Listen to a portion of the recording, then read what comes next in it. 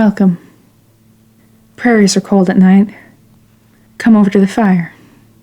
It is safe. You're guarded here. Lay down your packs, take off your hats. Don't mind the passing voice of the train. The night is clear. Look up at the stars. They have a story to tell. Before we begin, this world is dark. After the downfall, safety is a treasure. We rebuild, we gather, we fear. So you've got gold, trinkets you can spare? Toss one in the fire. Go ahead. Our guardian here needs some recognition. You know how the Fey kind can be. Now, the stars speak of 4. Unlucky number, that one. But 4 is what they speak. These boys were brought together in this cursed world by fate, by chance, or both, or neither. The why don't matter. It's the what, isn't it? What happened next? Listen. You will know.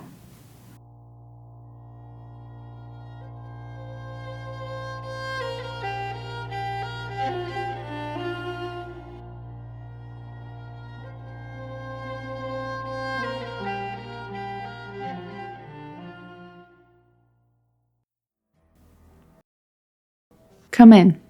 You are late, but don't worry. I'll catch you up to the story of the present. This is a homey tavern we found. Tall columns of dark, knotted wood support the ceiling over our heads and protect us from the rain pouring down outside. Light flickers in the fireplace and protects us from the cold that still remains from a fading winter. At the door, a human woman stands with long red hair pulled back from her eyes to see clearly through the night. And with a sword at her side, she protects us from unwelcome strangers that may pass by. The cows peek in from the open window with fearless curiosity, and the fences that surround them protect from beasts and thieves. Somewhere further outside, the Fey Guardian of Enosh watches and protects us from the cursed lands, the oceans of danger that surround this island of safety.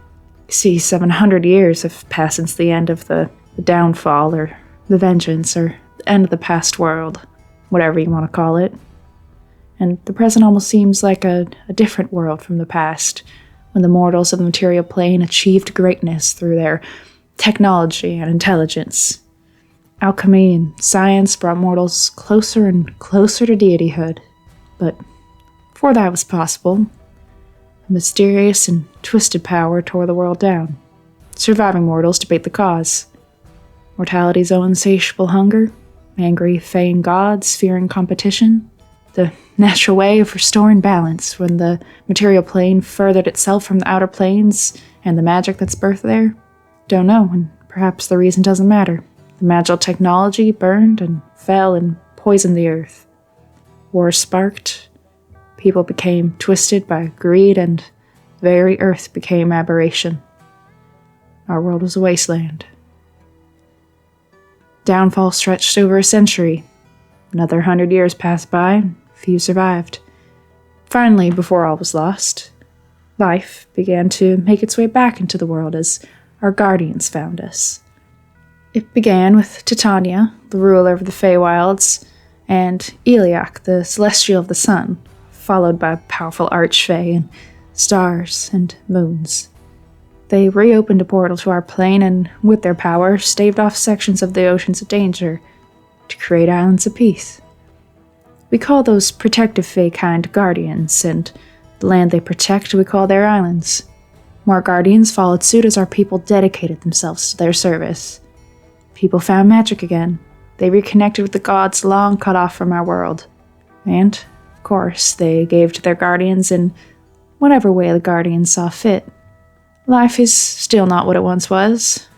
Islands are distant from each other, and the larger ones tied only by thin ley lines, magical connections of weak safety.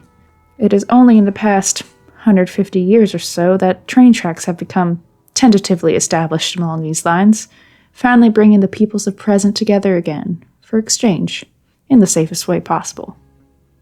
Is it safe? Not really, but it is the safest. Some peoples reject the protection the Guardians provide. They try to leave into the oceans and form their own communities, completely free from the overseeing powers. As far as I know, they are never known to survive. But don't worry about that just now. The dangers of the oceans feel far away here in the present, in the friendly Sunflower Inn. Our guardian in the small town of Enosh is the Brownie Queen, who protects our land in exchange for the simple gift of a bowl of milk or cut of fine cheese every night. And she welcomes the ins and outs of travelers. And who do we see sitting alone in the tavern? Virgil Flores, at your service. I'm a human with brown skin on the shorter side at 5'5". I have blue eyes and black hair, but it's streaked with white. A bit early for my age, I know. I often keep it tucked behind one ear. There are 3 scars on my face, healed to a silvery white color, and from my left ear hangs a round orange crystal earring, bearing a groove through its center. I wear a long sword at my hip and a grey cloak over a quilted blue gambeson. My clothes are fine in make, but well worn, and there are several stylized golden sun motifs in the shape of spurs at my heels, and a brooch pinned into my cloak, tarnished with age. Somewhere outside, an unusual mount awaits. A large goat that towers over me, easily the size of a workhorse. A pair of horns curve back from atop her head. Her fur is shaggy and grey, with several small braids woven into her mane. She's fitted with a black saddle over a padded blue blanket, and the bit she wears is decorated with 2 small golden suns, like the one seen on my clothes. I sit quietly, flipping through a worn leather journal with ink-stained fingers, and wait. And who is his young friend who keeps refilling his drink? My name is Kian-Mae. I'm fairly pale, tall, and a bit lanky. My hair is white, wavy, and shoulder-length with a short fringe. Some have told me my eyes are the colour of the sea, but they've always just looked blue to me. Most notable are the crescent moon tattoos on my palms that seem to shine gold and shift in appearance just slightly if one is paying attention. Although at the moment I'm wearing a simple apron courtesy of the Sunflower Inn, there are still remnants of my usual clothes underneath. A cream-coloured blouse with a high-necked collar and billowy sleeves. Light grey pants are still visible. You can see the back of a quilted tunic, a deep jade green, with an olive green sash. The leather belt holds a variety of trinkets, some of which clink around under the apron. A golden medallion, a silver hand mirror, and a rabbit's foot among them. A collection of luck charms, if you will. Nothing I wear is new or incredibly fancy, but it is clean and clearly well taken care of. A cream pigeon waits on the rooftop of the inn, watching the surroundings, and if one is well versed in magics, you may notice me checking in with her every once in a while. Virgil, you sit and hold your warm cider in cold hands, and it's quiet for a long while, till the door opens to 2 rain-soaked figures. Well, my name's Ox, short for Oxalis. I'm an elf of average height with green eyes, darkened by sleepless nights, and a shaggy blonde mullet under a black cowboy hat. I've got olive yellow skin dotted with rusty brown and turquoise freckles. Tattoos peek out from under my shirt and the bandana around my neck. I wear a green shirt and black pants with fringed assless chaps over top to help keep dust off my clothes. Big brown gloves cover my frequently fidgety fingers, and I've got boots and belts to match. My belts carry spare bullets and a holster that I keep on my front left hip. Tinkering with tech and playing with pyrotechnics is a hobby of mine. Might have gotten me into trouble a time or two, but I've been behaving since traveling with my new companions. My name is Henry Tempest Goodlove. I'm a rather striking tiefling man of an above-average height with golden yellow skin and horns drawn back that curl both up and around the back of my head. As contrast, both my eyes and hair are brown, with the latter falling in great curls around my gently downturned ears. Like all good gentlemen, I have my fair share of golden jewellery, from earrings to a necklace, and a solid band around the end of my tail. For clothing, I prefer the warm tones with a fluffed cream undershirt, unbuttoned at the top for comfort, and thinly pinstriped golden vest. Over the top of that is a brown leather bandolier that doubles as a quiver for my arrows. It matches perfectly with my 2 belts around my waist and the strap for the knife I've got around my thigh. Beneath those are a practical pair of brown pants and an accompanying pair of boots. At my waist is what appears to be a broad off-white sash, but really it's a cloak I'll wear when I recognize the need for subtlety. From time to time, you might see me wear it with a golden phoenix pin holding it at my shoulder. In the wilds, I'll often turn it inside out to reveal a nicely forested pattern, and then, well, you just might not see me at all. Virgil was just the man that Ox and Henry were hoping to find. They need the help of someone who knows the oceans to help them find Ox's sister, down at the southern island called Somewhere. She has something of Ox's. Seems to interest them both. With plenty of time on his hands and very little coin, Virgil Flores agrees. His friend Kian, bored of the life of a tavern server, wonders if he can tag along. But to get to Ox's sister and to get to Henry's money, they need to head down to the island of Somewhere. There's a toll to pay to enter that desert oasis, and these boys have nothing. And then, like fate, an offer lands in their laps right there in Enosh. Nell, a resident of this little town, offers to help them out if our new friends can find their daughter, Meila. She's a self-taught mechanic in training who disappeared out into the oceans of aberration quite a while ago, leaving behind her hideout of old unfinished maps of the oceans, and her half-finished tech, and her friend, Jen, who cannot say where Meila could have vanished off to. They investigate Meila's hideout and find unusual text that only Kian can read, an ability he keeps to himself. And they find a book on legends of the oceans created by someone called Perry Vine. They break down the protective border wall of Enosh and head out into the oceans. They are experienced travelers, yet still they almost lose Virgil as he chases after a strange beast that seems familiar to him, only to discover it was a will-o'-the-wisp illusion. They find parts, machinery, that fall in line with Meila's work, such as the arcane-powered bike her father and her friend knew she'd been working on. They've also seen some things out there that make them a bit nervous for a young human 2 weeks missing outside the town limits. Things like the ghostly darkness that tried to get close to the border last evening. So, after a night of rest inside the stone walls of Enosh, they decide to head out one last time.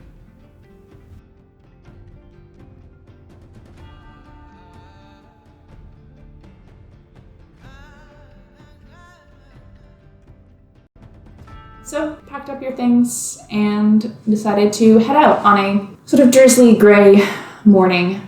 When you come to the wall, it doesn't look like it's been messed with at all. You left it decently rebuilt, but it's easy to find now that it's been torn down and replaced again. Some of the rocks are a bit looser. It's a little bit less stable than the rest of the wall surrounding it, so it's easy to take apart again. Can you remind me the creature? It was on the other side of the wall trying to get in? It was on the other side of the wall. Okay, so it was in the ocean. Yes, trying it was in the ocean. Okay.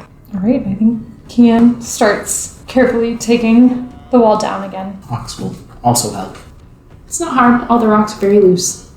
I do feel like this time we should probably put it back. Yeah, let's put it back now. Shall we check the bike first? Rick starts out confident. After 30 minutes, not confident any longer. Once we're approaching the hour mark. Yeah, you're not going to say it, I am. No, I'll say it. Kian, I hate to be the bearer of bad news, but I don't think you much know where we're going. Here, I'll help us find the way back to where we were yesterday. I'm going to say 20-25 minutes. With Henry in the lead, you all find yourself back in that clearing where you saw the bike in the middle lying on basically a natural table of a fallen tree, cleanly cut. The bike is still there, but as you approach, you don't have to be a mechanic to know that it is more deconstructed than it had been before. That's interesting. Did she come back here? Can I investigate the bike? Because Ox did look at it yesterday. Oh, yeah. And that's a 7. Why? We're so dumb is the problem. I just have to stop letting you roll and when you got to the bike, it was already pretty skeletal. Mm-hmm. So you can tell now that it is smaller, sparser, but a lot of the things that would stand out to you, like, the engine or the wheels, were already missing. So you can't necessarily tell what else was taken. She was here between yesterday and right now. She must not be too far away, if there is some sort of shelter. Assuming it was her that came back to take the parts. There's a good chance she would know what her bike is. Do you want to look for tracks? Sure. This is her investigation 23. So as you search the ground, you do see the remnants of the tracks you all left over the day before, but thanks to the amount of rain that's fallen since then, they're a little softer, starting to fade. On top of some of them, you do notice some new tracks. They look like boots. It's still raining, correct? Lightly. Well, definitely looks like someone rather than something is what's come to disassemble our bike. We could at least try to get a start on tracking. That's better than we had before. Let's go. Let's follow some tracks. Yeah, we better not speak Sylvan or we're fucked. I mean, there are plenty of people in this world that don't speak Sylvan, but... Yeah, but Henry, what sucks. Sucks for you guys. Yeah, our educated boy is not educated in the ways of Sylvan. Alright, so you all head off. Once you get back into the woods, it does seem to sort of turn into a deer trail of sorts. In some places, it's easy to lose track of the path, but it never takes too much searching. After maybe a 15-minute walk, who's in the front? Who's leading? Henry. Ox is in the back. Henry, you see one of the places the trees clears out a bit.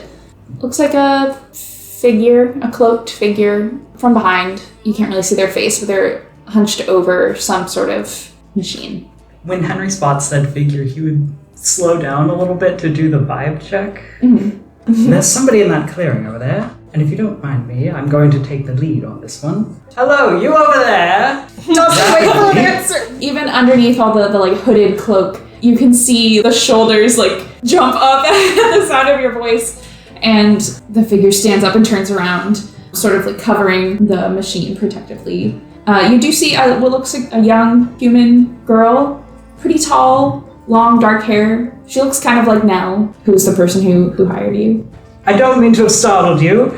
I apologize for that. Well, you did! Sometimes these things can't be avoided. Okay. We're looking for someone out here. A girl by the name of Meila. That happened to be you? No. You realize you've been out here in the woods for over 2 weeks and everyone is very worried about you? Your father drew this map? Kian like pulls out the map that Nell drew. There's not much proof that we're on your side, but we really are just trying to help locate you for your family. She sort of stares at the map for a moment, pushes it away. You don't have to worry. Bye now. I actually she waves at you all. that we do. You are out here in the ocean on your own without giving any notice to your family. They wouldn't let me stay out here. I mean, they sent you all out here, so I mean, I'm fine. And you see me here, and she holds out her arms to show that she has 2 arms and 2 legs. So you can go back and report to them that everything is coming up roses out here. Actually, I don't quite think that your parents would believe us if we came back without you simply vouching that you were alive and well. So if you could do us the favor of coming back to town with us to prove to your parents that you're alive, then that can be your issue and not ours. Sound good? No, actually it doesn't sound so good. I can't go back there. Are you in danger? No. Is she fine? Is she under some sort of duress? 19. A decent roll? Yeah, it's this side of the table, I guess. It's doing okay. God damn it, you guys. There does seem to be some distress. Like, you don't know her. She definitely wants you all to leave. She really wants you to go. Ox is gonna kind of like take a step off to whichever side is like the least covered while she's holding her arms up to cover her machine to kind of try to like peep what she's got behind her. What do your elf eyes see? Yeah, what do my elf eyes see, Daddy? It looks like the beginnings of some sort of golem. You saw her golems back at her hideout. But the ones at the hideout were just like rocks, weren't they? They were, you could see like her writing, her etchings that she makes and things, the same sort of like magic glyphs that she had on those, as well as some of the language that you couldn't understand. It looks like it's going to be something bigger than those. You can see the engine that probably came from the bike as well. And is the whole thing made of metal, or are there like rock bits in it? From what I can see. It looks to be stone and metal. You said you can't go back. Why not? Did you make a deal with the Fae? No. Did you make a deal with the Fae? I've made deals with Fae in the past before. They're sometimes good ideas, but not always. Actually, most of the time, probably a bad idea. But you aren't exactly the first person we've talked to who seems like they've made a deal with the Fae. So perhaps being explicit might assist us in assisting you. I don't need any assistance. I just need you all to leave, please. I really don't think that's going to cut it for them. Because in the next 2 weeks, when you still haven't returned, they're going to be hiring someone else to come out into the woods and do exactly what we're doing now. There are other ways of leaving that don't, stress your parents out and make them think you've died. I just don't think... She looks back over her shoulder at the machine that she's building and back at you. I'm making some progress here, and I'm trying to help someone out, and I don't want to ruin this, because it might be my only chance out of here. We don't know each other. You don't need to care. Why do you want out of here so bad? Just tired of being in the walls. It's quite dangerous out of them, though. That's alright. I'm good at building stuff. But what's your plan if you get stuck alone? Stuck alone? I don't plan to get stuck alone. No one ever does. And I'm not going to. You're awful confident for a child. 17. You're so young. How old are you? A good deal older How old than are you? 27. That's only one number different. It's an entire decade of experience. It's just one number. The least you could do is let your parents know where you're going. They know. They've known for a long time. Did they know you're out here trying to help someone? No. And what was so terrible that made you so desperate to leave? Nothing was... I just don't want to be there. I mean, everyone's been there for their whole lives, and their parents have been there for their whole lives. But to cut ties with your family without a word? I mean, maybe if they'd listened to me earlier, it wouldn't be without a word this time. You don't know. No, but we're trying to. I don't know what you were offered for doing this, but it can't have been much. You think that matters? Well, why do you care so much about this then? Because a child went missing in the ocean and we're Well, decent now you've folk. found that child. Here I am. You can rest easy. Who exactly are you trying to help? There's someone else who wants to do the same thing. Are they back in Enosh? Or are they beyond the wall? No, they're out here. She kind of looks away as she says that, like, immediately regretting her words. And do you know them? Yeah. More than we know you? Yeah. You don't know me at all, so that's not hard. But yeah, we've been working together on this for a long time. But you're separated? What do you mean? I mean, he's not here right now. Well, I just mean in all of my experience traveling with people in the ocean, it's generally a very bad idea to split up from someone who's supposed to be a member of your party, because if you do, you don't exactly know whether or not the person that comes back is actually them. I have my ways of knowing. We all think that. I do. She reaches into her pocket and pulls out like this little box. Ox, you recognize it as the machine on the diagram that you were looking at. And she holds it up and points to it. This will tell me if something's magic or not. There are multiple different types of magic. Are you sure it is the same person every time? Mm-hmm. And how do you know you can trust him? Nothing bad's happened so far. Pardon me. I'm just a little confused is all. If you both want to be out of Enosh, and you're already out of Enosh, what more are you working towards? I'm just trying to build something to help us out first. Like you said, it's dangerous out here. What? Why are you looking at me like that? Do you know their name? Yeah? Why? What is it? Harry Vine? The author of those books you were reading? Yeah. How did you even come into contact with him? I was trying to, find some ways outside the walls. I mean, he's good at this kind of thing. He helped me out of a scrape. And, I've been trying to find a better way to travel out here. He seems very accomplished to have made such a successful venture into the oceans. I think we'd like to meet him. I'm not really supposed to be telling anyone about this because we're trying not to be followed. We were hired to find you, not to tell your secrets. Then go! She like throws her. You found me! Congratulations! You weren't hired to find Perry, you were hired to find me, and you did. No, we were actually hired to bring you back. We also want a little bit of proof that we know that you're going to be safe out here. I mean, maybe I'm not going to be safe. It's not always safe out here, but maybe if we knew a little bit more about your situation, you could argue your case better with your parents and friend. you can't really argue with them. Well, what if you and Perry come back, to the wall? You don't have to go too far into it, so then you're not all the way inside. And then you can convince your parents that you're not traveling out in the ocean alone. You have a guide, somebody who knows things about... You let me come back out here again? If you show your face to your parents, that's all we need. And bring your friend. Might make your case. I don't think he's gonna want to come. I'm sure he's got time. It's not like he's got meetings out here.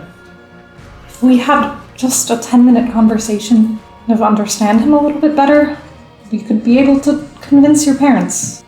It's just, he's not in the best of shape right now, and I'm not sure if he's up to talking to people. Well, we have a pair of very experienced healers here, if we could be of use.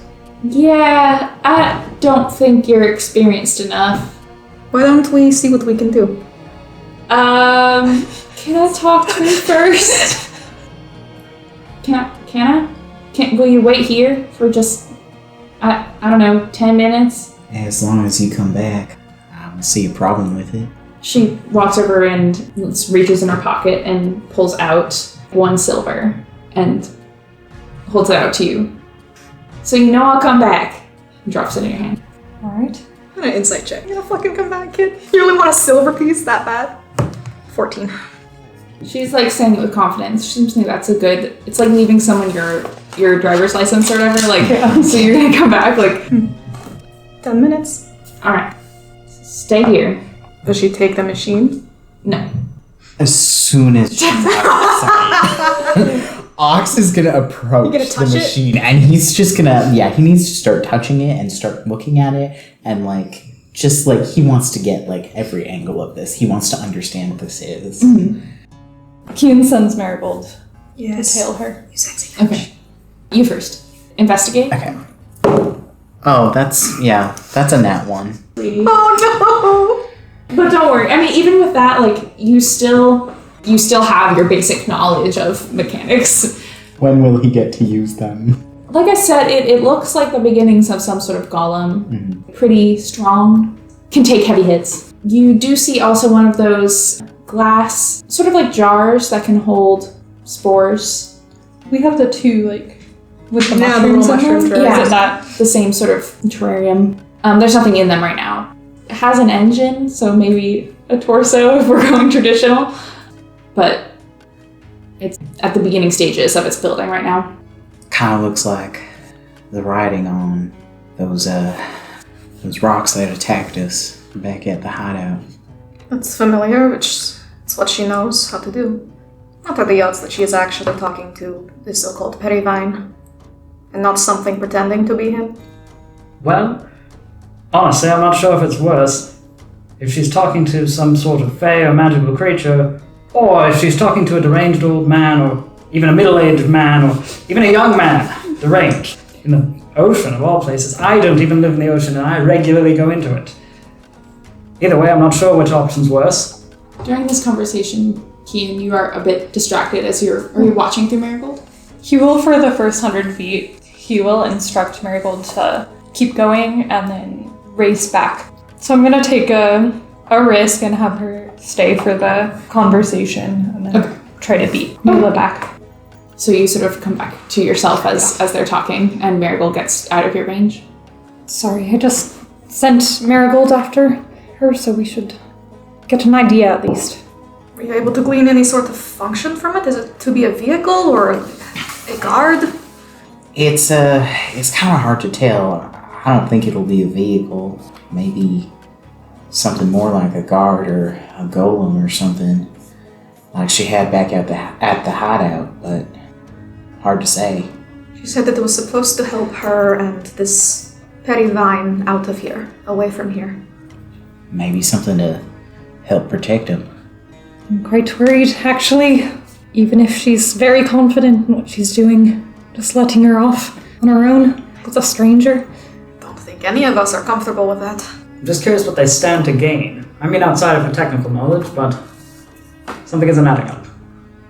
Daddy, do we recall... We saw at least a book by a Perry Vine in the hideout. Do we remember what it was about? Like the title or anything? Henry brought it with him. Oh, they were library books. Do you still have the books by this Vine? I do. Let me just take a look. Fish them out of my bag.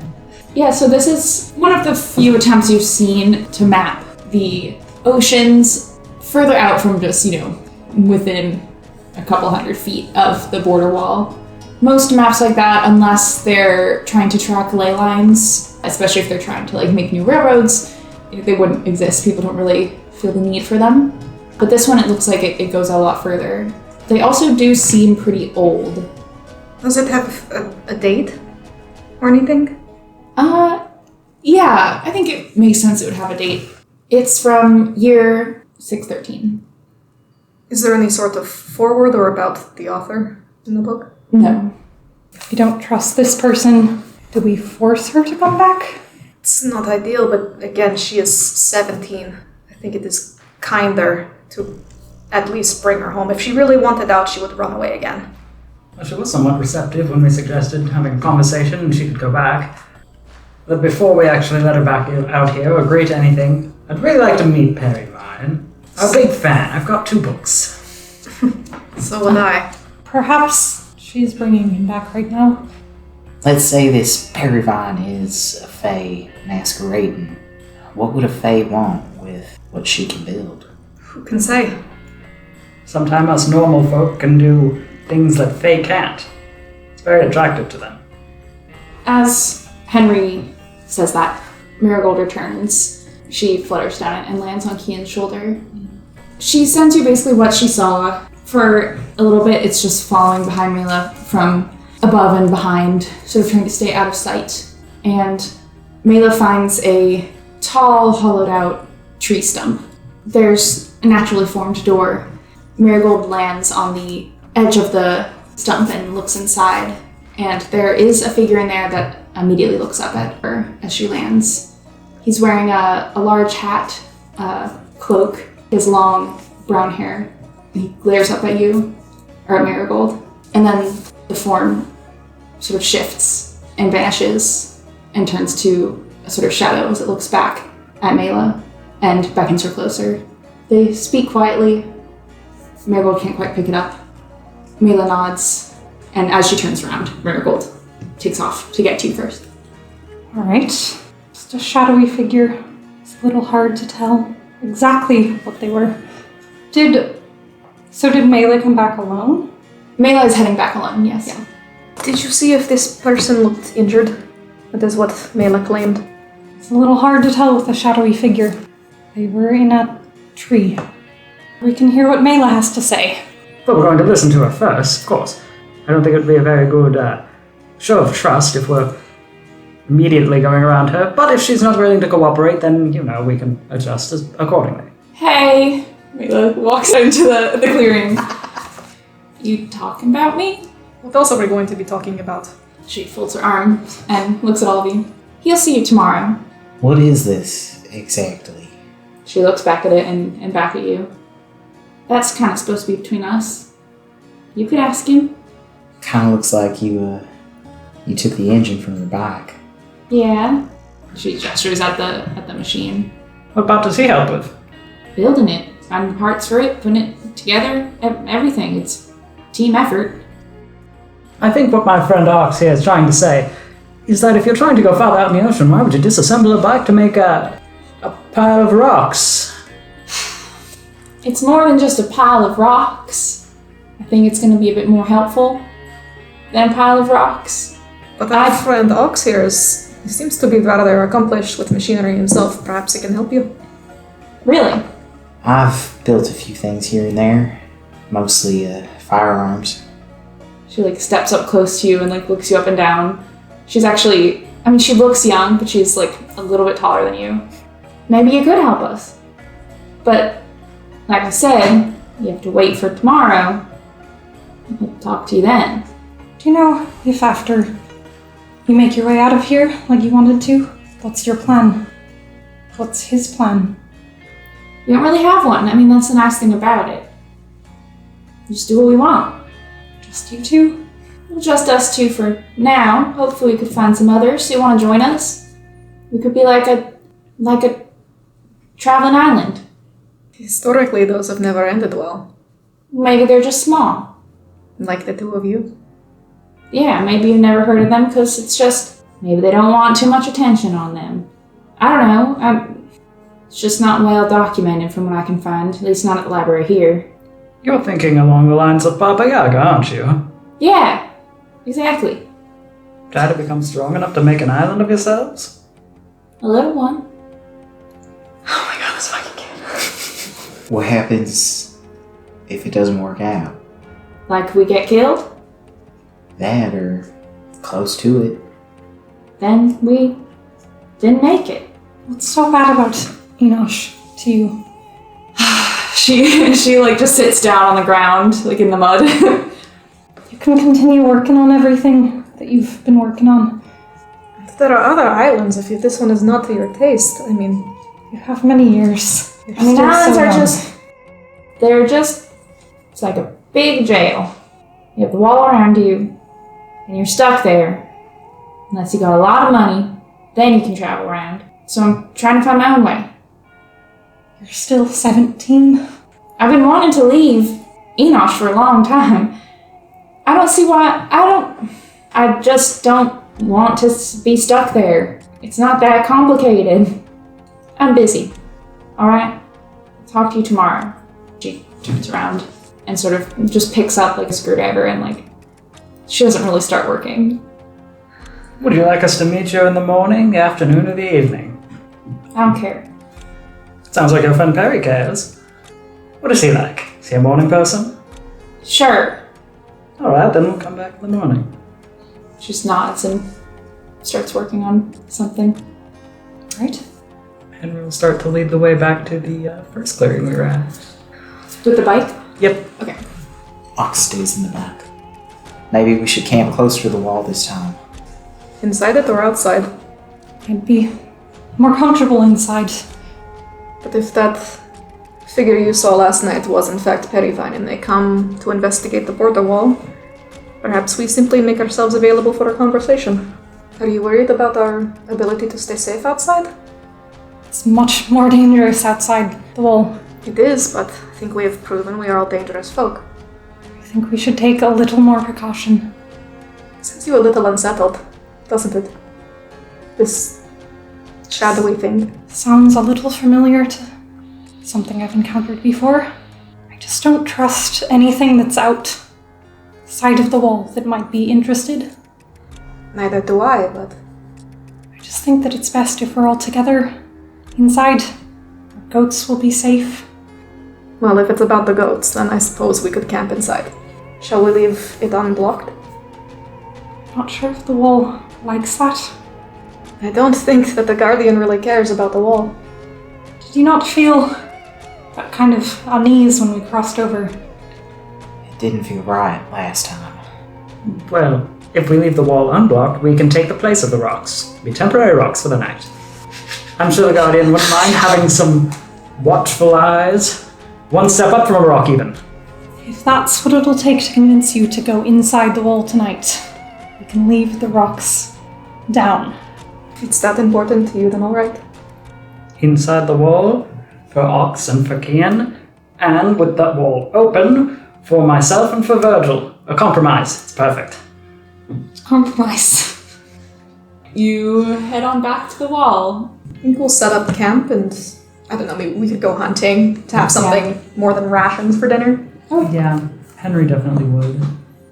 Okay, yeah, you set up your camp. The woods are pretty thick in this area, both inside and outside the wall. So it's not the comfiest of campsites. There's lots of underbrush, uneven ground. But you can each find a little place to sleep before you go off on your hunt. Are you hunting inside or outside? Then outside the wall. Okay. Henry goes hunting outside the wall. Interesting. Is no one gonna fucking volunteer? I'll go. Yeah. I'll go with you. Hi, Virgil. He has Delilah. He's not. Yeah, I alone. know, but He'd get enough food for a couple of days, but not necessarily too much, since we don't have a lot of preservation methods available right now. Okay. you don't think between us we have enough salt? Then you guys come back to a set up campsite. Homie. Gonna make some fucking stew. We eat some stew. Yeah, what game did you guys come back with specifically? Rabbit, squirrel, pheasant. When Ox sees the pheasant, Henry, did you guys find the nest of the pheasants by chance? Well, if you'd wanted eggs, you should have told me. I just got the meat. Well, I thought maybe you would grab the eggs too. Maybe I'm not an egg person. Yeah, but the eggs are the best part. Maybe for you. Damn it. Did you want us to go and get the eggs? No, not now. It's still early, it's not dark Next out. time if you find the nest. Next time I'll bring back eggs for you, Ox, alright? Thanks. They're totally X's. Dude, I'll need a minute. He's an egg slut. Stop. He desires eggs. Loves eggs. That's like one of his preferred foods to eat. And Ox also likes pretty much all food, picky. But He loves eggs. yeah, he's very like the foods that he does love, he really loves to eat. Take this man out to brunch. So you two watch as these other two discuss their egg-eating habits. But unfortunately, you have no eggs. Homophobic. How do we fucking follow that up? You make your stew. It's pretty much stopped raining. If Kian notices that Virgil's finished, he'll look over. We have a bit of time to spare. That story that you were telling. The one I didn't finish? Just wondering if you'd mind telling it again. You were telling a story. Well, Kian was curious. I guess the folk wanted some entertainment. That's boring in the inn sometimes. You're a good storyteller. I appreciate that. I don't agree, but I appreciate it. It's not a very good story. It doesn't have a happy ending. I mean, sometimes stories don't have happy endings.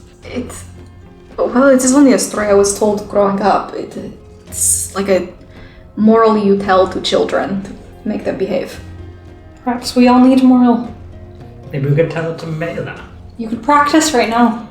I don't know Please. if it's relevant to Meila, but if you really want a story that bad, well, I hope you don't think it is too pointed because it is I heard the beginning of the story. It's alright. and the fact that it is an origin story about the first warlock doesn't bother you? There's all sorts of stories about warlocks. And it's also fine. Alright, I did not want to offend you. Don't worry. Well, it begins with a tiefling named Harmony. She belonged to a rather small town. She was beloved in her community, and she loved her people in return. Often they came to her for advice or help, and she was happy to provide.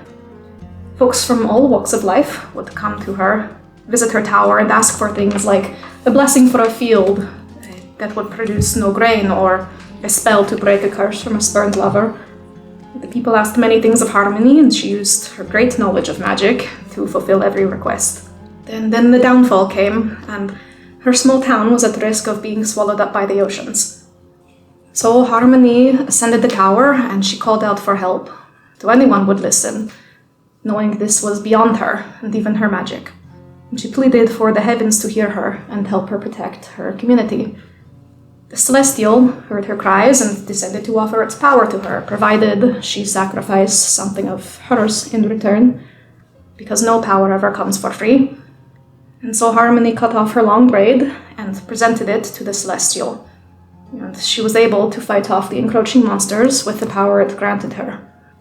But such a small sacrifice was not able to allow her to hold on to the power for long, and as time went on, more and more attacks came, and she needed to offer up more and more of herself in return.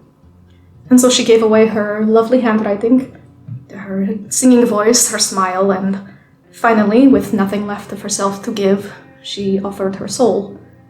And Celestial accepted this final token, and the next time monsters threatened the town, the people begged her for protection. But without her soul, she'd lost her love for her community, and in her apathy, she forgot just how much she'd sacrificed in order to keep her people safe. And the town was destroyed.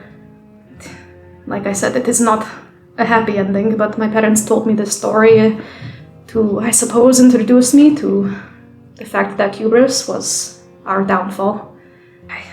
they would have had her pledge herself to the Celestial instead of selfishly admiring its power for her own. Were your parents against warlocks or magic users?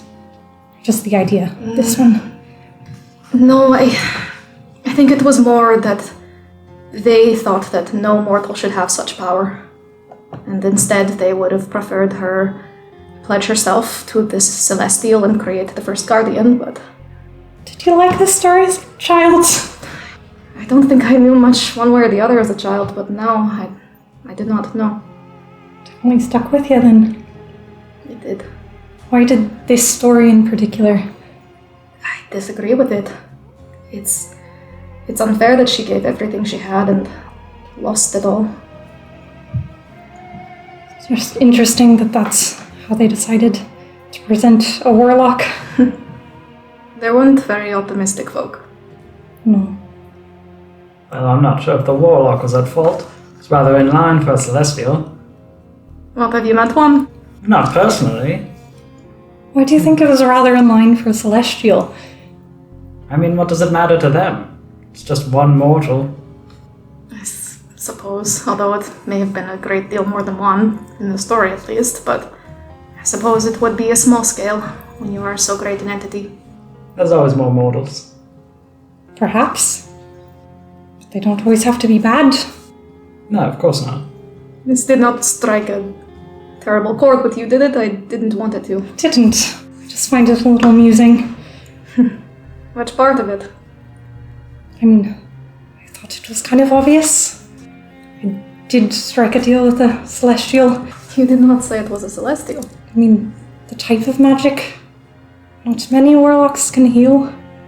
I am no expert on warlocks. Magic is not exactly my strong suit.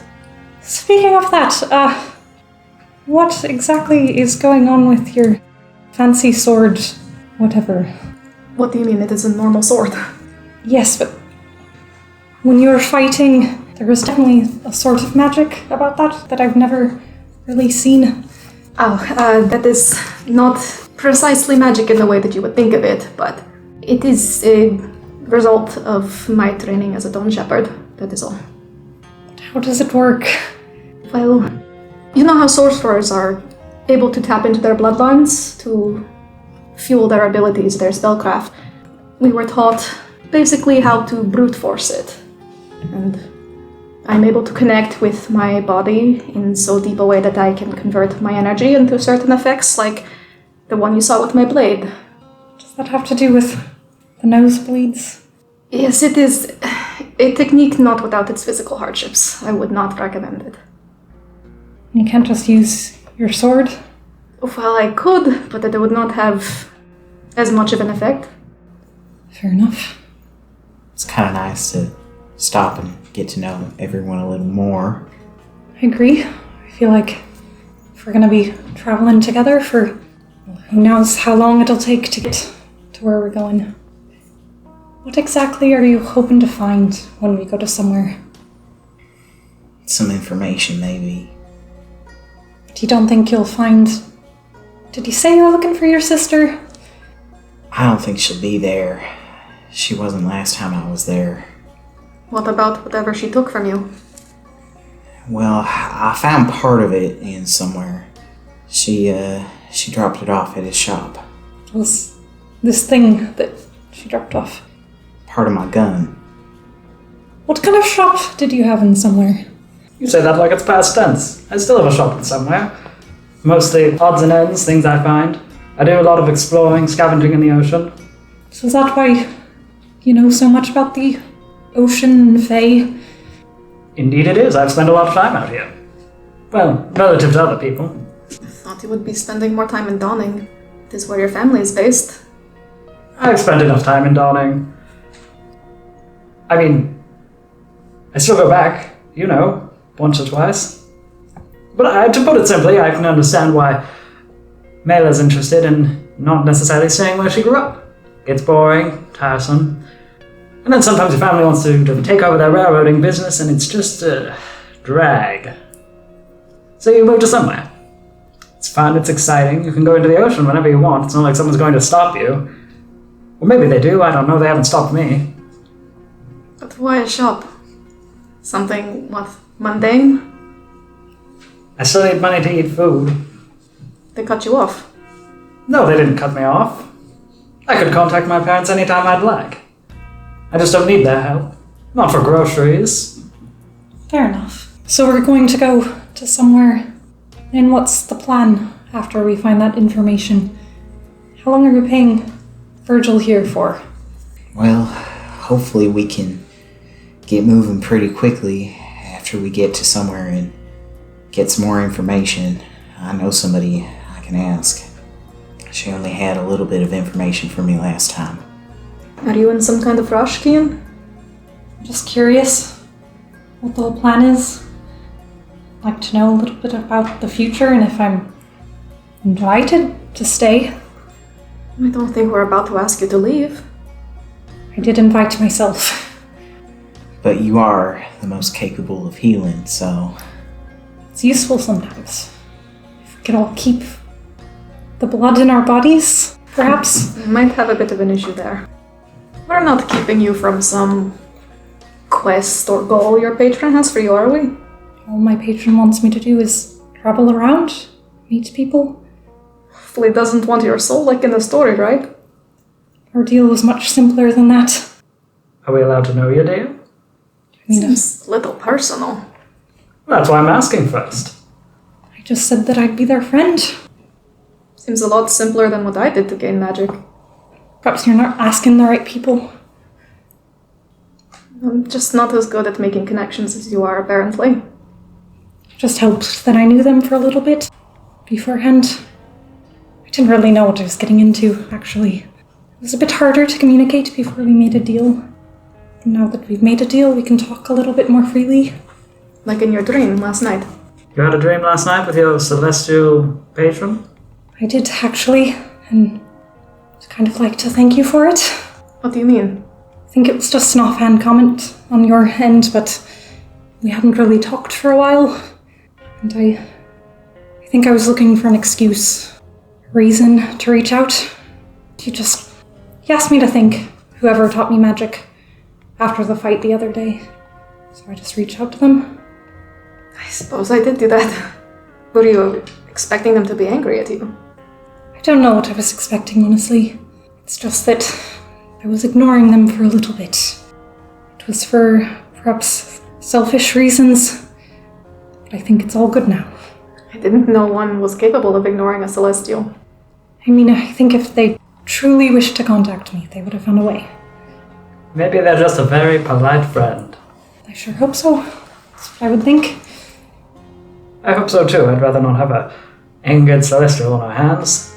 Sure, as long as you're all good people, which I trust you are good people, You haven't known us for that long. then I'll make my way if you aren't. Good people in what sense? Everyone has a different definition of a good person. I think as long as you're trying to do good in the world, that's all they want.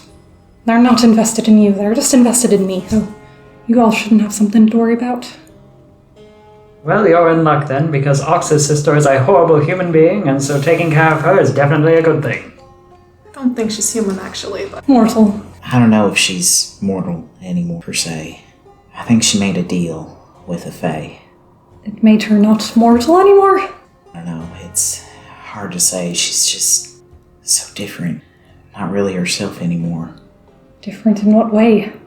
She got real mean. I mean, she wasn't like that nice before, but it got a lot worse. Felt like all the bad parts of her personality just started to stand out a lot more. Perhaps that's what she gave in return. Her goodness. I imagine you have to give quite a great deal to become immortal. Well, this has certainly brought the mood down. I apologize for that. It is getting late. I'd love to take first watch. Not entirely comfortable with the wall down right now. I don't know if I could fall asleep. Do you want some company? I'll be fine on my own if I have Marigold with me. It's not what I asked. I think I'd like some time. Alright. I could take watch after you then. I'll wake you up. Who's taking third? I can take third. If anybody is approached by a fey creature, we're waking everybody up right away. If anything moves outside the wall, I hope so, yes. Please wake us. And Kian goes and sets up a little watch. I forgot that my perception is so low. That is 13. And also Marigold will not get anything more. Does everybody go to sleep? Do you, gay boy? Ox You have kinda... one job. He paces around for a while, and are you with Sitting your with goat? Lorna, yeah. Yeah, he'll try to find, like... Is there any, like, grassy spots in this area? Yeah. Okay. It's Yeah. a little damp. What?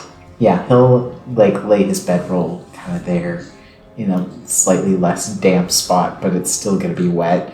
And just try to get comfortable, and he lays in bed for a long time. And then you see him change positions, and he will sleep a little bit. He'll sleep for, like, 2 hours, and then wake up. Kian sends Marigold out within like 100 feet to just see, like around the wall. If she sees anything. I mean, you see trees. You, like in the thick of the woods, even just 100 feet out. She doesn't really see anything abnormal. Sneaks off. Okay. You little shit! Little shit. That's a 19 for stealth. For stealth. Where are you And he going? tries to find Out. the stump. He tries to find what? The stump. The fucking Perry Vine one? Yeah. The Perrybine Stump. I don't know if I described it very well. It's like one of those like very tall trees that have been hollowed out in the center. Yeah. Interesting. Okay. Perception is what you use to go past stealth, right? Yes, but you were asleep, weren't you? I was gonna ask for Delilah, You can roll perception for Delilah. because I did, and I wasn't gonna say anything if it was low, but it happens to be a 21. As Kian steps over the wall very easily because you all elected to leave it down, Delilah like nudges your arm, Henry, and looks back towards where Kian was standing. Fucking hell, he's been taken by a fae already. Oh, and wake the rest of the party as well. Now, I don't mean to alarm you all, but it appears that Kian has already been kidnapped. Also, I will clarify, perhaps I've jumped to conclusions and Kian is on a walk, but either way, we are without a watch and Kian is not here. Hopefully he has not gotten too far. Let's see if we can find his trail. Indeed. It has stopped raining, so he might have a scent we can pick up. Let's give it a try. Ox looks very Idiot. groggy. It's for investigation. Can I help? You're looking for tracks. Yeah. Yeah, you can help. 21 again? You can find the tracks pretty easily. You have dark vision, right? Yeah. Yeah. As you said, it has been raining but stopped, so the ground is pretty soft and fresh tracks are pretty obvious. You don't see Kian. Well, the good news is it looks like there wasn't much of a struggle. It's more of just walking away. So he's either decided to go out into the ocean, which is exactly what he advised us not to do last night, or he's been charmed by another wisp. Either way, let's go after him. Can you tell how old the tracks look? How long he's been gone? They're very new. Then let's hurry. Let's walk. Run. Do you run? As much as we can without losing the tracks. Yeah. Like, I think we'll light a torch, maybe, to make it easier. Yeah, like a quick Yeah, walk. for you. Kian, you're just walking, right? I mean, I think he's trying to go fast. Because he doesn't want to leave the party alone Okay. like that long. You know how to find where the bike was, and from there, I mean, Marigold didn't go that far. And you find the hollowed out tree. You see the same figure you saw before. At first, you just sort of see shadow, and then it flickers as it turns around to you, and just sort of stares, wide-eyed. Does you? He looks sort of past you, past your shoulder, and back at you, and then, like, makes a leave motion with his hands. What's going on? He does it again. Why aren't you speaking? He just keeps motioning for you to go. I'm not leaving here. He looks over your shoulder again. You see torchlight. You don't see them, but you see the light of a fire approaching. I want to talk to you alone. He motions again for you to leave. He sort of flickers in the shadows again. Motions again for you to go. Fine. And Kian walks out. Kian, you're alive. Sorry, I didn't realize I'd gone out this far. Oh, I saw something.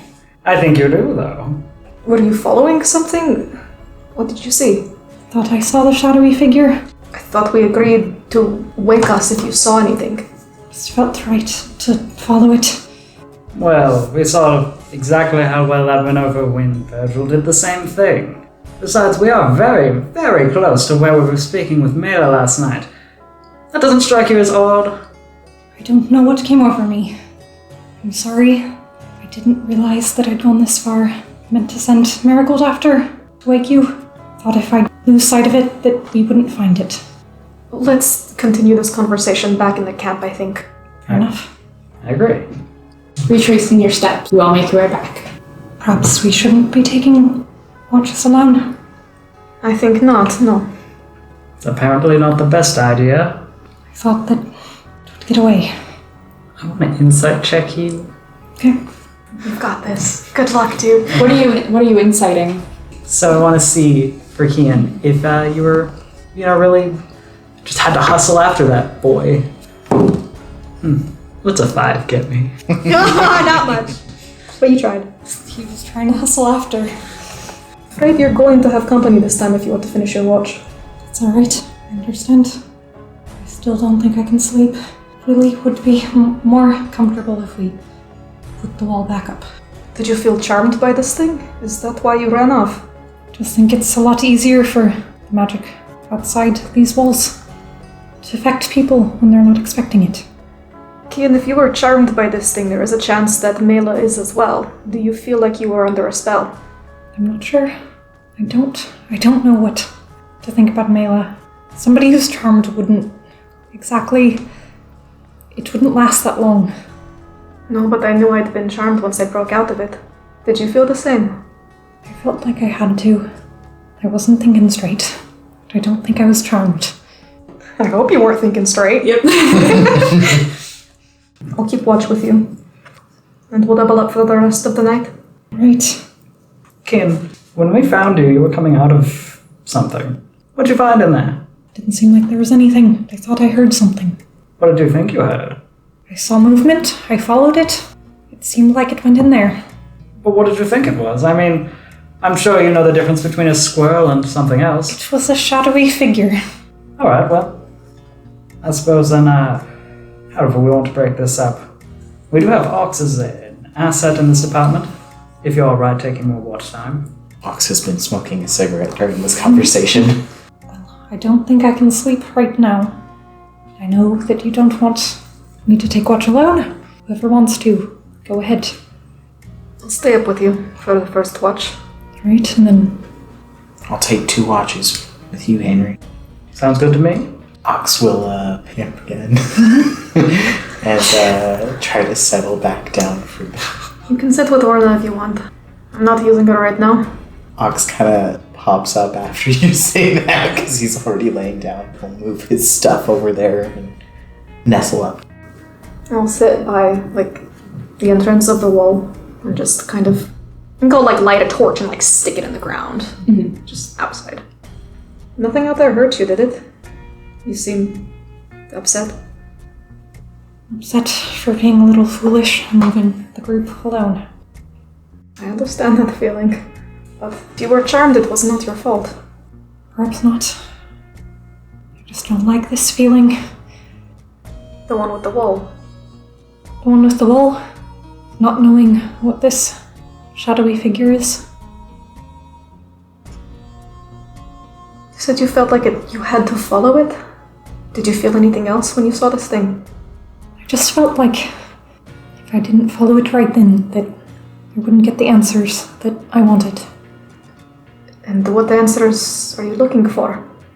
I just want to know what it is. Well, we'll find out tomorrow. I have no reason to think it was the same thing. You went straight to where we parted ways with Meila. It seemed as though her Perivine was at least close by. I was following what I was following, okay? I didn't mean to pry. I feel like sometimes traveling outside the ocean, it's safer if you have the help of a celestial, or just don't feel safe anymore. Are you feeling a disconnect from your patron, or is it simply that the oceans are stronger. Just feels different than it did before. Strange. I've been in this ocean before and it has always felt this way to me. Perhaps you're feeling something I'm not. Talk to your patron if you're comfortable, and I will warn Henry and Ox not to be startled if you are not breathing. Not sure if that'll happen again.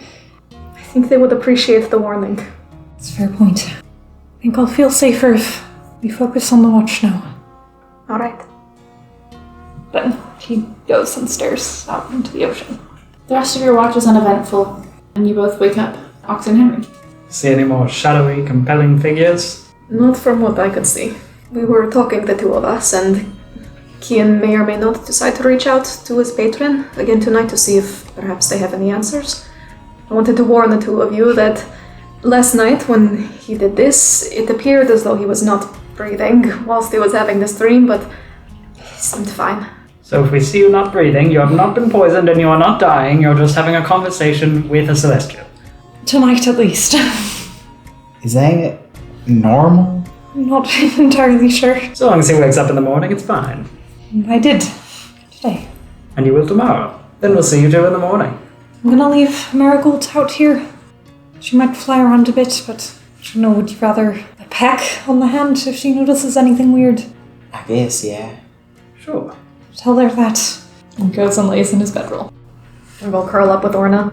You and Ox switch places on Orna's side. It is definitely the comfiest bed in the campsite. Aelin reaches out to Kian as soon as he falls asleep. They're pretty quiet though. They kind of look like they want to speak up, but they just sort of wave hello to you. He sits down.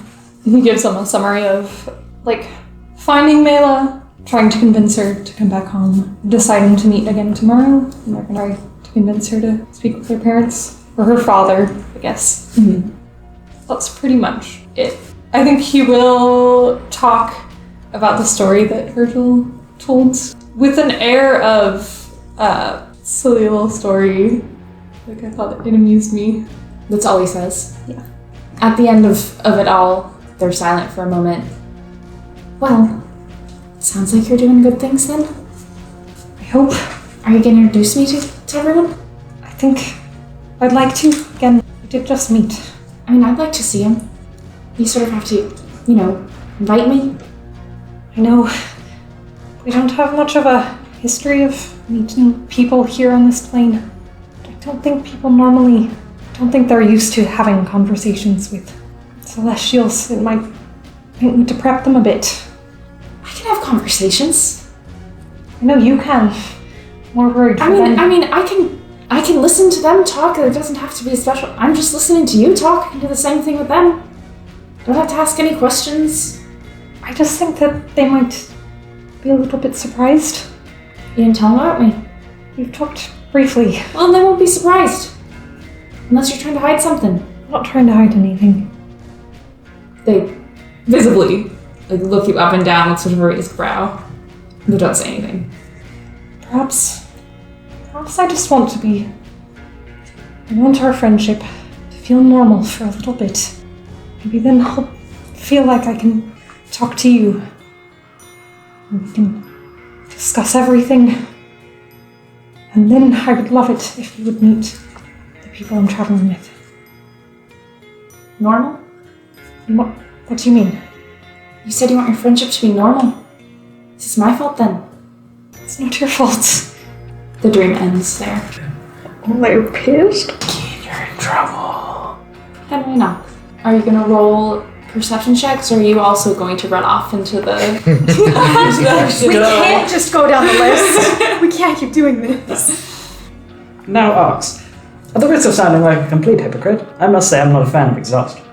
So, well, they may have spent the watch together. I was thinking, I have Delilah, and I trust you to wake me up and not be charmed by anything. You could also have Delilah. You could finish up resting, and then, after you're done resting, you wake me up and finish watch so that I'm rested. But before you wake everyone else up, wake me up first so that it looks like we've been taking watch together over the night. Again, I don't want to look like a hypocrite. Henry, I don't know if I followed all of that. What I'm saying is you've already slept for what, 2, 3 hours? Just get your 1 more hour or so, however much elves need. And then after that, you wake up to take watch while I sleep. So we're both not tired in the morning. It does sound pretty hypocritical. But I won't be taking watch alone. I have Delilah and Marigold now, so that's 3 of us taking watch. And besides, you've kept watch for me alone before. I trust you completely, Ox. I guess, I don't know, I might have to stay up for an hour or so before I can lay back down. Sure, that's fine. You can stay up together during that time. But then once you're ready to go to bed, you get that rest of that rest, and I will go to sleep when you're awake. Alright, no, I'll wake you up before everybody else wakes up. Perfect, thank you. You know, I think tomorrow, after we're done with this Perry business, I will go and find some pheasants. Just the nest for you. Alright, I'm gonna go walk around and try to lay down for a little bit longer. And Ox will pace around camp in his usual fashion. Okay. And not snuggle up to Orna, but kind of close to the fire. Coward. Sort of near the end of your watch, maybe Delilah sees first, a hint of movement out far from the wall, but nothing approaches you. And that's all you really see. Do his best, like, what do I want to call it? Like turf protecting glare? Like, oh, you want to come closer? Do it. Whatever it is doesn't come closer. You can't be sure if it's something fey, something monstrous, or like just some animal out there. But yeah, whatever it is, it does not approach you. Ox, your watch is next. Yeah, Ox wakes up after like an hour-long nap, essentially, which is like actually a significant amount of sleep for him. Sends Henry to bed and continues his watch with Delilah and I assume Marigold flapping around. Yeah, it's quiet out there. Ox lights another cigarette on his watch. He sits up on the wall and then will sometimes just get down and pace around the camp and then go back to sit up on the wall. When you're sitting on the wall, you notice the smoke from the cigarette just moves like straight up. Whereas if you are pacing around or standing on the other side of the wall, the slight breeze makes it move. All right, and then the two of you wake up to Ox and Henry working so hard to protect both of you. Working so hard, you guys. I'm really just out here being lied to. Assholes. Thanks. How was the rest of the night? Quiet. Uneventful? Nothing lurking in the darkness. Not that we saw. Perhaps we scared it away. Or perhaps it doesn't have the ability to charm more than one person at once. We can hope that. Would make our lives easier. Well, let's go ahead and make ourselves a quick breakfast and then be on our way to meet Mr. Perry. Or Mrs. Perry. However they prefer to. What's the word? Fine. God. Suffix themselves. And what is our plan if this goes south with Perryvine? Are we going to break into a brawl in front of this 17-year-old? We should probably avoid the extreme violence. Especially if this Perry is charming Meila in some way or influencing her to be inclined to jump to their aid.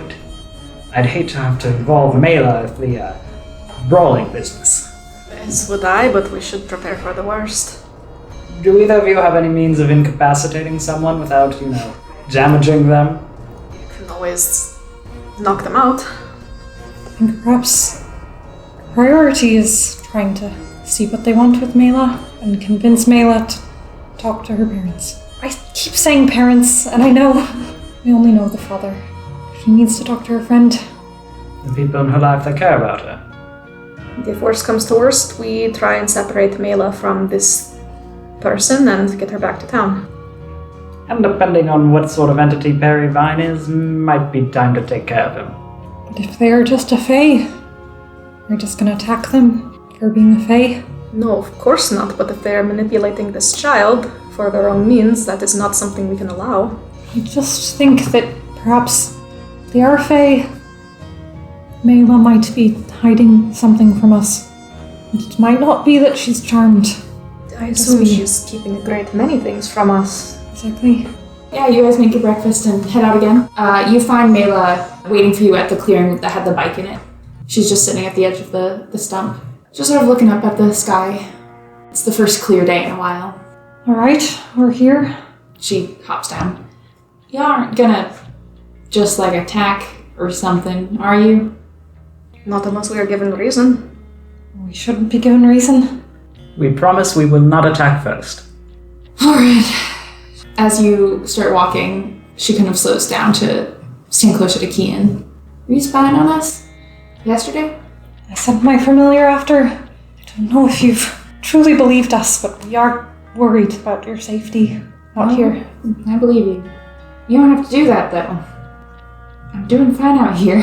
And I believe that you believe that. I mean, that just means you don't believe it. Well, I haven't seen you out here. She looks at the rest of you, her arms are crossed. She does make sort of an imposing figure. She's tall. She looks pretty strong. Even sort of hunched over from all of the work that she's done over a desk. But she looks young. And she sort of glares at you all, gives everyone a stink eye. Trying to trust you.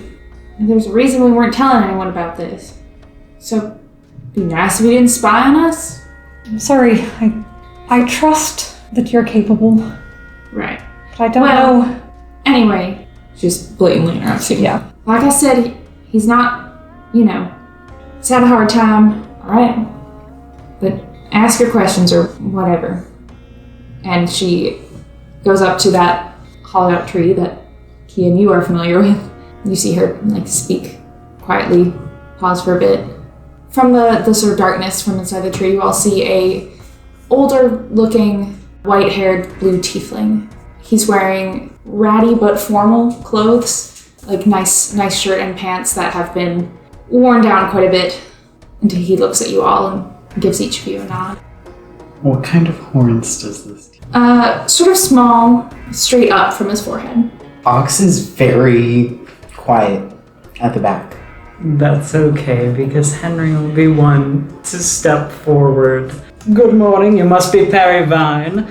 I am Henry Tempest Goodlove, of the Goodlove family, the railroad company, and it is an absolute pleasure to meet you. Let me tell you, I've become a very quick fan of your work. It appears that you've been mapping out the area around here, and you know a lot about Enosh.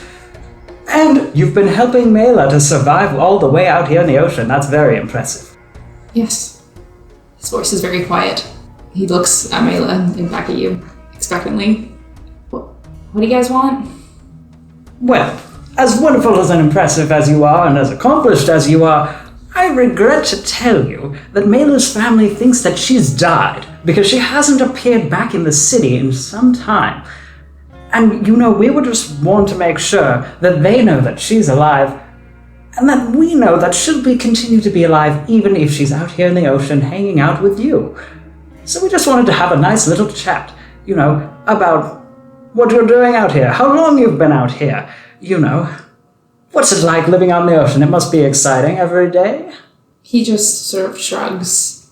I told you this stuff, didn't I? I think we would like to hear it from your companion, in his own words. He holds a hand to his throat and just sort of whispers with a harsh, sort of scratching voice. It's hard. Is that the injury Meila was talking about yesterday? He shakes his head. Something else, then? He shrugs.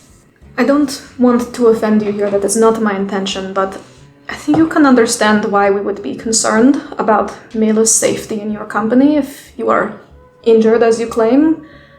How do you propose to protect yourself and her out here in the oceans? He just gestures to Meila, who sort of grins and says, "That's why I'm here to help. I'm good at building things." But who is going to protect you? Well, we've done pretty well so far. It has only been 2 weeks. You're just here, not out further. Yeah, we're not finished yet. So, your intentions, Perry Vine, are only to keep yourself and Meila safe here. Is there not anything else you wish to accomplish? With or without Meila? Just sighs. Travel. First of all, insight check. I also want to vibe check this man. Please, yeah, someone else insight check this bitch. It was a 7. Can I insight check and arcana check? So that's a dirty 20, Okay. and the arcana check is a 22. Okay. So tell me about Read us their Tinder profiles. Yeah. It takes you a moment to realize it, and you're sort of watching him closely. And there are moments, and you can't quite pin down why, but there are moments where he will remind you of people you know. He won't necessarily look like them, but they'll just be like a flicker almost. And when you're trying to look into his emotions, you can't tell exactly how he's feeling, but he seems to be in a hurry for this to be over. There's a tension. It's the way he holds himself. Well, Perry, you see, we're asking, at least I'm asking, in part, where you plan to travel to next. Because, I mean, you've already started one map here at Enosh, and I'd love to see where you're going to map next. Especially, I did mention that my family's with the railroad, and, we have historically failed to map a lot of the areas that are surrounding the ley lines that don't necessarily run close to them, and perhaps you could fill us in with more of that. Would be valuable information, for the public, for the general good. So if you could give us an idea of where you're going, we can make sure that our cartographers don't cross paths with what you're planning. He sort of opens his mouth to speak, but before he can, Meila sort of turns her head to the side. You work for the railroad? I do. I didn't know that. My father's on the line between Dawning and Somewhere, among others. She looks impressed and interested for the first time in what you have to say.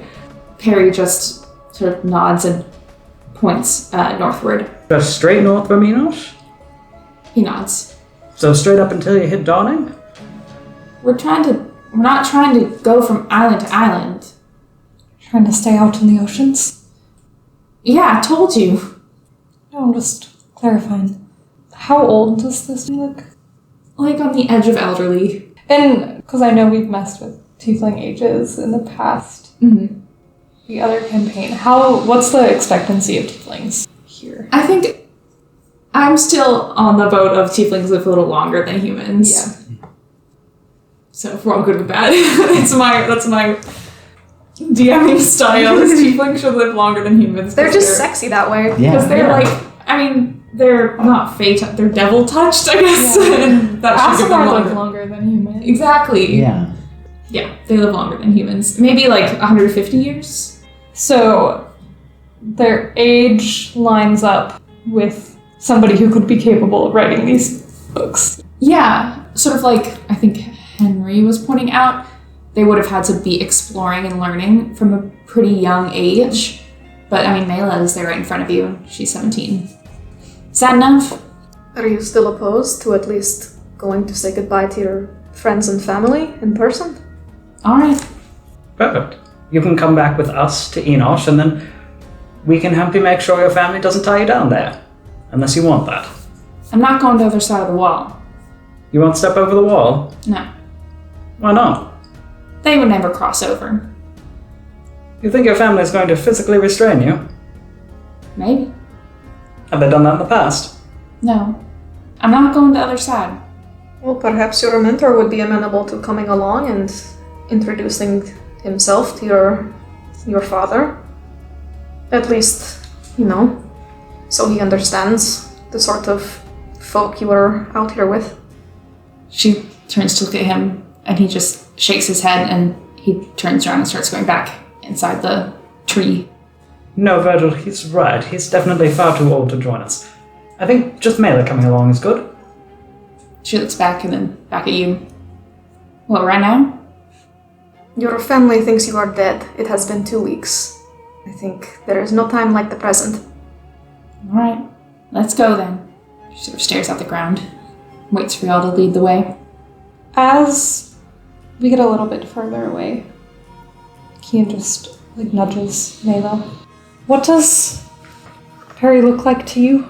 What's he look like? He's a tiefling? Blue? Oldish? Does he always look like a tiefling? Yeah. Side check. What is it? Not a natural one. That's a nat 20. Oh. She's lying. Shocker. But she also it looks like she's about to say more. She's quiet for a moment. I think, I don't know, once you're out here without good protection for a long time, it gets harder to kind of, I mean, I don't know how much y'all know about the oceans, but they can sort of warp you a bit. I don't see why the same thing wouldn't have happened to him if he's been out here that long. So sometimes he's kind of not a tiefling. Why'd you ask that? I thought the person that you talked to yesterday looked a little different. You mean the sort of shadows guy? Yes. Yeah, that's kind of what I mean. I think it's hard for him to look like himself for too long. Doesn't usually like other people to see it, I'm sure. Does he look like that often? No, I mean, not in front of me. I know what he looks like in his free time is up to him. Meila, I hate to say it, but from an outside perspective, you realize how suspicious that sounds, right? Yeah, I know. How are you certain which form is the true one? I guess I'm not certain, but I don't really care. He's been helpful and knows a lot more than I do about living out there. I don't think I would have made it this far on my own. No, we can't convince you to stay. You've made your decision. Just want to urge you to be careful. There are other ways of traveling. Not really. That is what the trains are for, actually. I can't ride the trains. What if we got you a ticket? I mean, that would be amazing, but it would be one ticket to one place. And certainly the novelty of this new place would be enough to occupy you for some time. You don't change get it. from Enosh. This is the closest I've ever come to getting out of here. I mean, like I want to. And I get it that y'all are worried about me. You sound a lot like everyone else at home. None of this is new to me, what you're saying. What if the train was your occupation? The what? Well, you're very mechanically inclined, you know. Oftentimes they need repairs and putting your mechanical skills to good use, and perhaps even furthering the railroad. Well, I do know people to talk to for that sort of industry. It would definitely give you more prospects than wandering around the ocean with a ferry. You've all sort of seen her, like, start to shut down as you continue to give your warnings about the dangers of what she's planning and the alternatives. But as Henry starts to talk, she sort of opens up again. There's like a small smile. I don't know. Now, you might be a bit worried about Perry if you decide to take the trains. But there's also, you could finish your project, leave it with him. I guess you're right. But can I think on it? Sure. It's not like you have to decide right away. But you could really do that? you wouldn't be the first person I've gotten a job with the railroad for. It would have to be soon for your decision. Besides, these things can take time to set into motion, and I would hate to staunch your creativity and passion before it really gets off the ground. So the sooner, the better. Alright, it's just sort of sudden. Can I just have, I don't know, a day or like one sleep or something? Oh, of course. It isn't though you'd have to decide within the hour.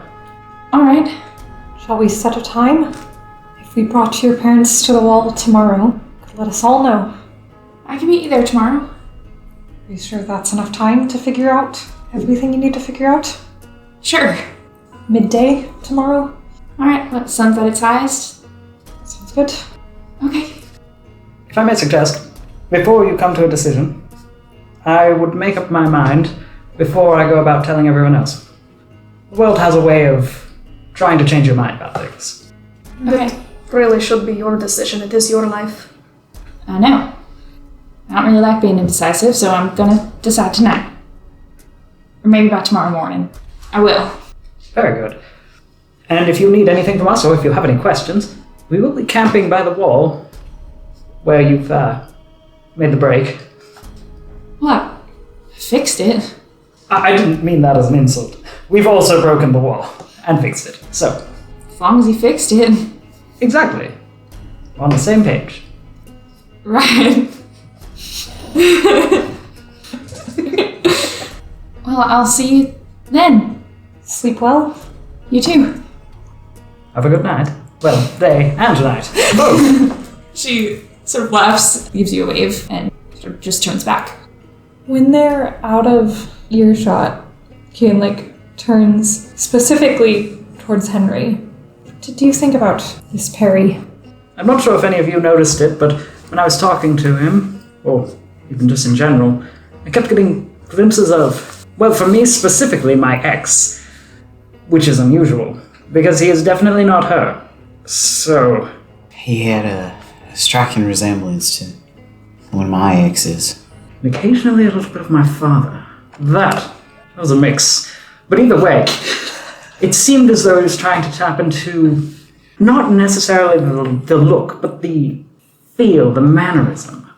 People that I'm familiar with. Which is definitely not something a tiefling, I would assume even a fey-touched tiefling who's been corrupted to the point of a shadow man, can accomplish. So what, they were trying to evoke some sort of fond emotional response to gain sway in the conversation? It seems very Fey-like to do. It is a lot easier to trust someone you already know. Probably why she trusted him so. Let's hope she takes you up on your offer. There's a far safer fate. I very much hope so. To be frank, I'm not entirely sure if I'll be able to get her employment. I hope so. But, well, I mean, I'm sure with her credentials, the things that she's built, and she's only 17. I mean, just think of what she could do in the next 10, 20 years. I'm sure she'll advance the rail lines themselves. But, for now, I was thinking more we should just get her away from Perry. And are you heading to Nell today? Should at least give him notice that we've located their daughter. So that day, first clear day you've seen in a while, Enosh, you head back into town and find Nell. When you walk in without Meila at your side, you see their face fall.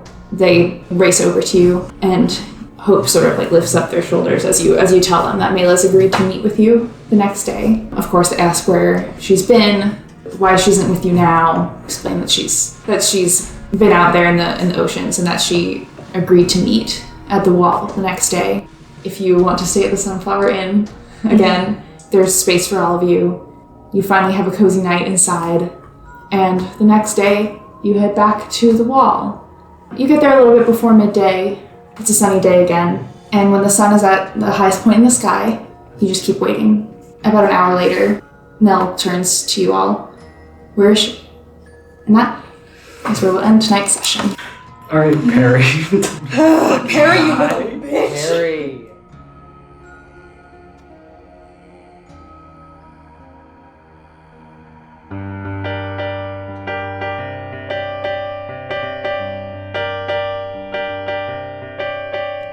Been building up a wall, laying mortar onto brick. Been building up a wall, 'cause you just make me sick. When that wall's between you and me, it's the way it should always be. And I've been filling up the sea, mixing water with salt. I've been filling up the sea, 'cause this was all your fault. When we stand on separate shores, I'll simmer just a little more. Always fighting over something these days, crying over nothing either way. You've been building up a railroad, laying rails and stakes and wood. You've been building up a railroad, like it'll do you any good. When that train is on the tracks, we can put all this at our back.